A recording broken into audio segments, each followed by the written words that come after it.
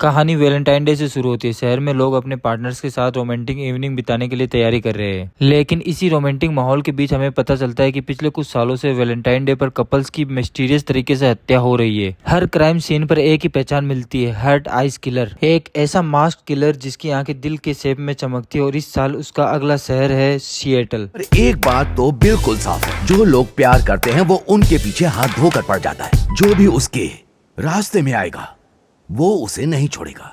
Film हमें एक couple से मिलाती है जो वैलेंटाइन डे सेलिब्रेट करने के लिए बाहर आया है। उन्हें बिल्कुल भी अंदाजा नहीं है कि कोई उन्हें काफी देर से ऑब्जर्व कर रहा है। धीरे धीरे माहौल रोमांटिक से क्रीपी होने लगता है। फिर अचानक से हार्ट आइज किलर सामने आता है। कपल को समझने का मौका भी नहीं मिलता और किलर उन पर हमला कर देता है। यहीं से साफ हो जाता है कि ये नॉर्मल मर्डरर नहीं है, वो वैलेंटाइन डे पर कपल्स को हंट करने आया है। अब कहानी हमारे मेन कैरेक्टर एली पर आती है। एली एक ज्वेलरी कंपनी में एडवर्टाइजिंग और मार्केटिंग का काम करती है, लेकिन उसकी पर्सनल लाइफ ज्यादा अच्छी नहीं चल रही। उसका हाल ही में ब्रेकअप हुआ है और अब उसका प्यार और रिलेशनशिप पर से भरोसा खत्म हो चुका है। उसके लिए वैलेंटाइन डे सिर्फ एक कमर्शियल हॉलीडे है। उसे लगता है कि कंपनी लोगों की इमोशंस का फायदा उठाकर पैसा कमाती है और यही सोच उसके काम में भी दिखाई देती है। एली अपनी कंपनी के लिए एक वैलेंटाइन डे एडवर्टाइजमेंट तैयार करती है, लेकिन एडवर्टाइजमेंट का कॉन्सेप्ट थोड़ा डार्क होता है। उसमें रोमांटिक कपल्स को हैप्पी एंडिंग देने के बजाय उनके साथ हॉरर जैसी सिचुएशन दिखाई जाती है। प्रॉब्लम यह है कि उसी समय शहर में असली कपल्स की हत्या हो रही होती है, इसलिए लोगों को ये एडवर्टाइजमेंट बिल्कुल पसंद नहीं आता। कंपनी के ऊपर प्रेशर आने लगता है और एली की नौकरी भी खतरे में आ जाती है। कंपनी एली की मदद के लिए एक नया कंसल्टेंट बुलाती है। उसका नाम है जे साइमंस। जे बिल्कुल एली की अपोजिट पर्सनैलिटी का है। वो रोमांटिक है, कॉन्फिडेंट है और रिलेशनशिप को लेकर काफी पॉजिटिव सोच रखता है। एली को लगता है कि जे जरूरत से ज्यादा रोमांटिक है और जे को लगता है एली प्यार से अननेसेसरी नफरत करती है। यानी दोनों की पहली मुलाकात से ही केमिस्ट्री के साथ साथ आर्गुमेंट भी शुरू हो जाते हैं। अब एली और जे को साथ में एडवर्टाइजमेंट प्रोजेक्ट पर काम करना पड़ता है। शुरुआत में दोनों एक दूसरे की सोच को लेकर लगातार बहस करते हैं। जे चाहता है कि कैंपेन में रोमांस और इमोशन दिखे, वहीं एली प्रैक्टिकल अप्रोच रखना चाहती है, लेकिन काम करते करते दोनों एक दूसरे को समझना शुरू करते हैं। आखिरकार दोनों साथ में डिनर पर जाते हैं। ये टेक्निकली एक डेट नहीं है, लेकिन माहौल बिल्कुल डेट जैसा बन जाता है। दोनों बातें करते हैं और पहली बार एक दूसरे के साथ कंफर्टेबल महसूस करते हैं। लेकिन तभी एली की नजर अपने एक्स कॉलिन पर पड़ती है। कॉलिन अपनी नई गर्लफ्रेंड के साथ होता है। एली को ये देखकर जेलसी होती है और वो जे को किस कर देती है ताकि उसके एक्स को लगे कि वो आगे बढ़ चुकी है। जे पूरी तरह शॉक्ड रह जाता है। डिनर के बाद दोनों वापस एली के अपार्टमेंट पहुंचते हैं, लेकिन एली को पता चलता है कि वो अपने घर की चाबी अंदर ही भूल गई है। जे उसकी मदद करने की कोशिश करता है और विंडो से अंदर जाने के दौरान उसके हाथ पे चोट लग जाती है। एली उसका हाथ साफ करती है। यहीं दोनों के बीच इमोशनल कन्वर्सेशन होती है। एली बताती है कि उसने कभी मेडिकल स्कूल से पढ़ाई की थी, लेकिन ब्लड को देखकर उसे प्रॉब्लम हो जाती है, इसलिए उसने वो रास्ता छोड़ दिया। जे धीरे धीरे एली के बारे में ज्यादा समझने लगता है, लेकिन तभी एली के बेडरूम में छिपा हुआ हार्ट आइज किलर अचानक से सामने आ जाता है। दोनों को कुछ समझने का मौका नहीं मिलता। किलर हमला करता है। एली और जे किसी तरह उससे बचने की कोशिश करते हैं, लेकिन फाइट के दौरान जे पीछे रह जाता है। एली डर के कारण वहां से भाग जाती है और कुछ देर बाद उसको एहसास होता है कि उसने जे को पीछे छोड़ दिया है। एली बाहर भागते हुए पुलिस से मिलती है। डिटेक्टिव जेनी सो और जैक्स होप इस मामले को इन्वेस्टिगेशन कर रहे होते हैं, लेकिन तभी एक शॉकिंग बात सामने आती है। पुलिस ने जे को गिरफ्तार कर लिया है, क्योंकि उसके पास हार्ट आइज किलर से जुड़ी हुई चीजें मिलती है।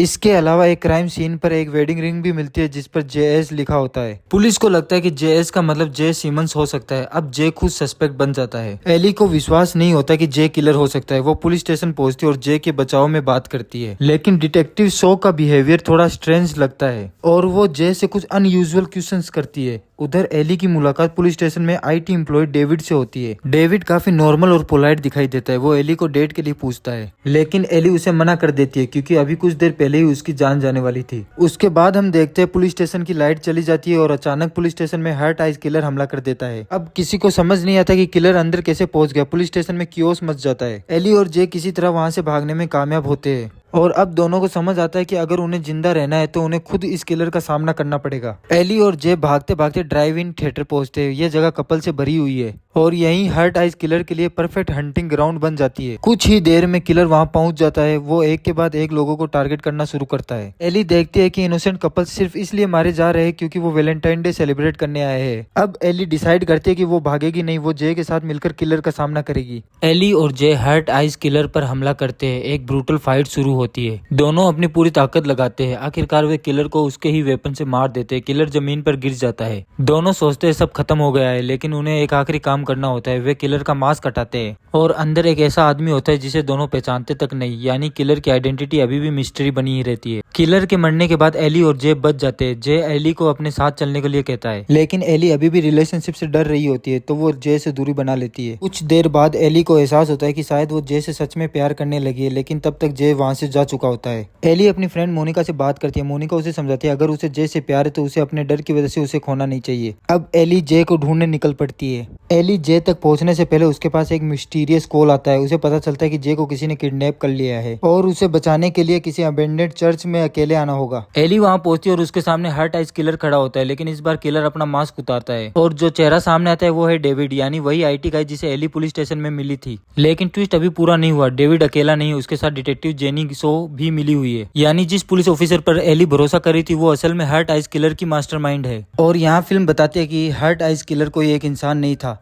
डेविड सो और उसका तीसरा साथी इलाई इस पूरे किलिंग ऑपरेशन का हिस्सा थे। एली और जे ने जिस किलर को मारा था वो असल में इलाई था। अब सो और डेविड अपनी पूरी सच्चाई बताते हैं। उनका ऑब्सेशन वैलेंटाइन डे और कपल्स के साथ है। उनके लिए कपल्स को हंट करना सिर्फ मर्डर नहीं बल्कि एक ट्विस्टेड ऑब्सेशन है। वे वैलेंटाइन डे पर कपल्स को चुनते हैं और हर्ट आइज किलर की आइडेंटिटी इस्तेमाल कर अलग अलग जगहों पर किलिंग्स करते हैं। यही वजह है कि पुलिस को अलग अलग जगहों पर एक ही किलर दिखाई देता है। असल में मास्क के पीछे अलग अलग लोग हो सकते हैं। अब जे को किलर साबित करने की कोशिश भी समझ आती है। क्राइम सीन पर मिली जेएस वाली वेडिंग रिंग पुलिस ने जे साइमन से जोड़ दिया था, लेकिन असली सच्चाई यह है कि वो रिंग जेनिन सो से जुड़ी हुई थी, ना कि जे से। यानी डिटेक्टिव ने जानबूझकर जे को सस्पेक्ट बनाया ताकि कोई असली किलर तक ना पहुंच सके। सो एली को गन देती है, उसमें सिर्फ एक गोली होती है। अब एली के सामने चॉइस रखी जाती है, या तो जे को मारो या तो खुद को मारो। सो चाहती है कि एली साबित करे कि प्यार आखिरकार इंसान को कमजोर बनाता है, लेकिन एली इस बार डरती नहीं है। वो गन उठाती है और सो पर गोली चला देती है, लेकिन एली का एम परफेक्ट नहीं होता। गोली सो के लगने के साथ साथ जे को भी घायल कर देती है। अब चर्च में असली फाइनल बैटल शुरू होती है। डेविड एली और जे को मारने की कोशिश करता है। जे भी पूरी ताकत से लड़ता है। दोनों किसी तरह डेविड को रोकने की कोशिश करते हैं। उधर सो एली पर हमला करती है। एली अब पहली वाली डरी हुई लड़की नहीं है, वो पूरी ताकत से सो से लड़ती है और आखिरकार एक मेटल स्ट्रो का इस्तेमाल करके सो को घायल कर देती है। फिर सो को सेंट वैलेंटाइन डे की स्टेच्यू के पास धक्का देती है। स्टेच्यू की स्वॉर्ड सो के शरीर में घुस जाती है और उसकी वहीं पे मौत हो जाती है। लेकिन डेविड अभी जिंदा है। वो बुरी तरह घायल होने के बावजूद भी एली और जे पर हमला करता है। जे आखिरकार डेविड के सामने क्रॉसबो का इस्तेमाल करके उसे मार देता है। अब तीनों हार्ट आइज किलर खत्म हो चुके हैं। एली और जे अब आखिरकार सुरक्षित है। फिल्म एक साल आगे जंप करती है। एली और जे अब एक हैप्पी कपल है। उनका रिलेशनशिप भी पूरी तरह बदल चुका है। एली ने भी अपनी लाइफ में बड़ा फैसला लिया है। वो मेडिकल स्कूल वापस जाने का फैसला करती है, यानी जिस चीज से वो पहले ब्लड की वजह से डरती थी अब उसी डर का सामना करने का फैसला लेती है। एली और जे एक ड्राइव इन थिएटर में एक साथ बैठे होते हैं। जे एली को अपने अपार्टमेंट की देता है। वो चाहता है एली उसके साथ मूव इन करे, लेकिन एली उसके सामने एक बॉक्स रखती है। जे सोचता है कि शायद उसने कोई गिफ्ट दिया है, लेकिन एली उसे शादी के लिए प्रपोज कर देती है। जे खुशी से हाँ कर देता है, यानी जिस लड़की को शुरुआत से प्यार पर बिल्कुल भरोसा नहीं था अब वही लड़की खुद प्यार करने को चुनती है। लेकिन फिल्म यहाँ पूरी तरह खत्म नहीं होती। एक क्रीपी फोन कॉल आता है। आवाज सुनकर ऐसा लगता है जैसे हार्ट आइज किलर वापस आ गया है, लेकिन कुछ देर बाद पता चलता है कि कॉल असल में मोनिका का प्रैंक कॉल था। वो एली और जे को कांग्रेचुलेट कर रही होती है, तभी अचानक से कॉल कट जाता है और यही फिल्म एक बड़ा सवाल छोड़ देती है, क्या हार्ट आइज किलर सच में खत्म हो चुका है या कोई नया किलर उसी मास्क को पहनकर वापस आ गया है। फिल्म इसका सीधा जवाब नहीं देती और यहीं पे खत्म हो जाती है। अगर आपको मेरी वीडियो पसंद आई है तो वीडियो को लाइक और चैनल को सब्सक्राइब जरूर करें। Thank you.